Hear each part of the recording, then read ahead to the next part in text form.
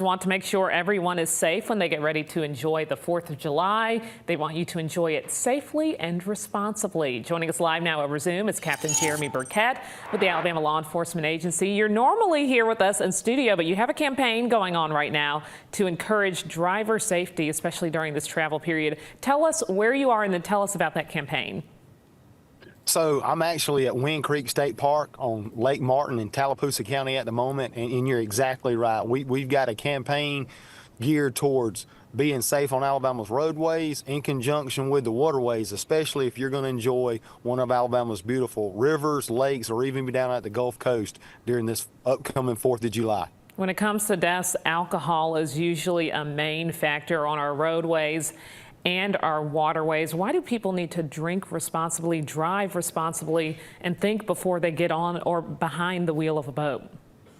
Well, one of the things that we just want people to really understand, and it's not a situation where we don't want individuals to go out and be able to celebrate the 4th of July, celebrate Independence Day with their families, but if you consume an alcoholic beverage or any substance, and we see this increasingly where individuals are consumed on or have consumed other substances that have impaired their ability to either operate a vessel or drive a motor vehicle, then if you're stopped by a trooper with the Alabama Law Enforcement Agency, again, whether it's on the water or the roadways, you're going to go to jail.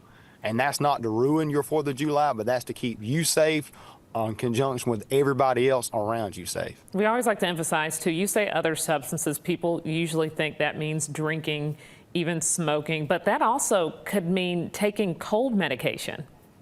That is correct, or even prescription medication. There is a variety of prescription medication that is recommended by a doctor, but it has stipulations to it. It specifically says on the label that you're not supposed to operate a motor vehicle.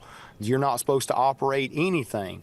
So that is something that we see people actually, maybe they think, maybe they don't understand, and that's why we continue to drive home this point. If you take something inside your body that changes your ability to safely, again, operate a vessel or a motor vehicle, if you're stopped, that means you're impaired. By Alabama law, if you're impaired, you cannot operate a vessel or a motor vehicle. So that's the message that we want to drive home. And again, that's just to keep people safe. What are some things that you'll be doing during the holiday weekend to keep people safe?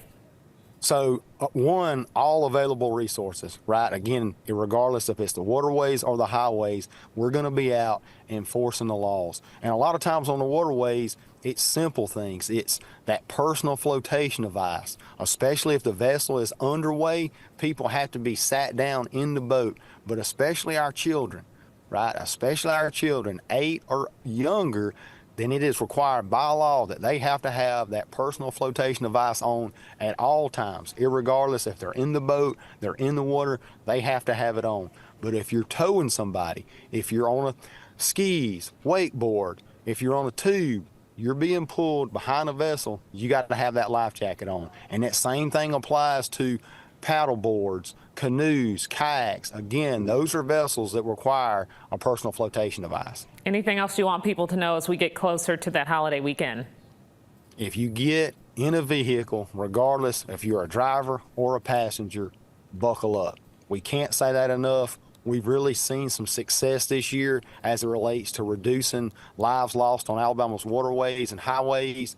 And we really believe a lot of that goes back to people wearing life jackets and wearing their seatbelts. Captain Jeremy Burkett, thanks so much for joining us today here on Alabama Live. We truly appreciate it. Yes, ma'am. Thank you.